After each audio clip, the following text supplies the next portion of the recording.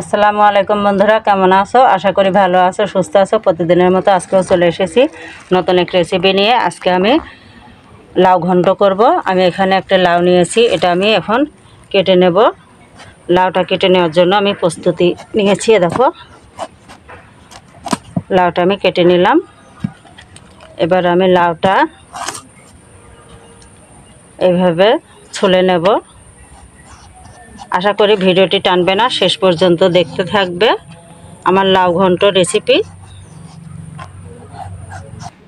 লাউটা আমি এই যে এইভাবে ছুলে নিয়েছি। এবার আমি লাউগুলা কেটে নেব।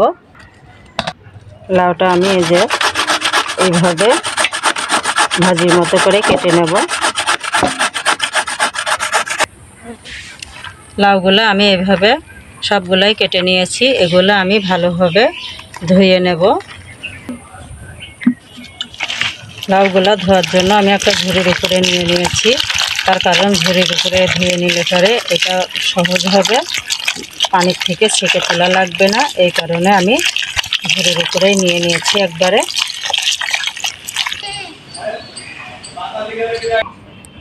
এখানে আমি কিছুটা কালার ডাল নিয়েছি, এগুলো আমি ভালোভাবে ধুয়ে নিলাম। আমি এগুলো এবার ছেঁকে তুলে প্রেসারে দিয়ে দেব। আমি এইভাবে ডালগুলো ছেঁকে ছেঁকে তুলে দিচ্ছি।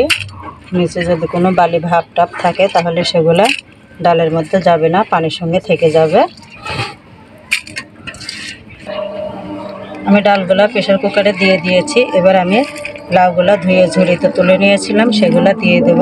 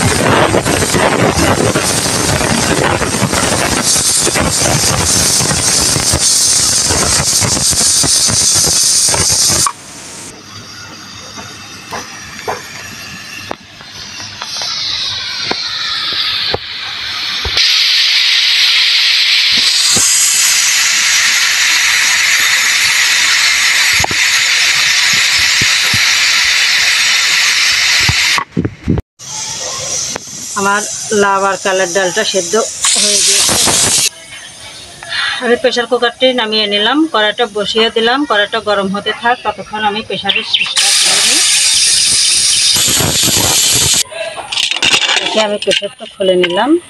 আমার লাউ ডালটা কী অবস্থা দেখে আমি অফ ক্যামেরায় হলুদটা দিয়ে দিয়েছিলাম। এটা আমি ভালোভাবে ঘেটে নিচ্ছি। দেখো, আমি কিছুটা তেল দিয়ে দিলাম।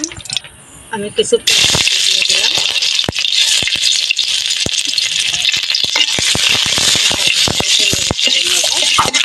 কিছুটা জিরে দিয়ে দিলাম। এবার আমি ঘন্টটা তুলে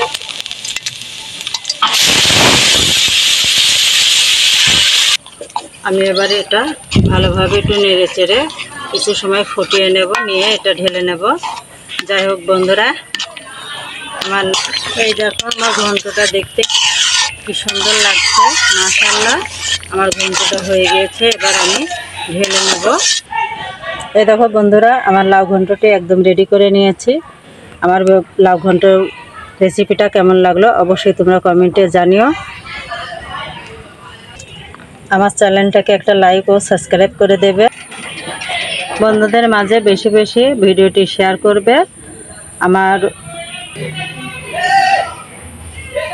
আরও একটি ভিডিও নিয়ে তোমাদের মাঝে শেয়ার করব। তোমরা অবশ্যই আমার পাশে থাকবে। তোমরা ভালো থাকবে, সুস্থ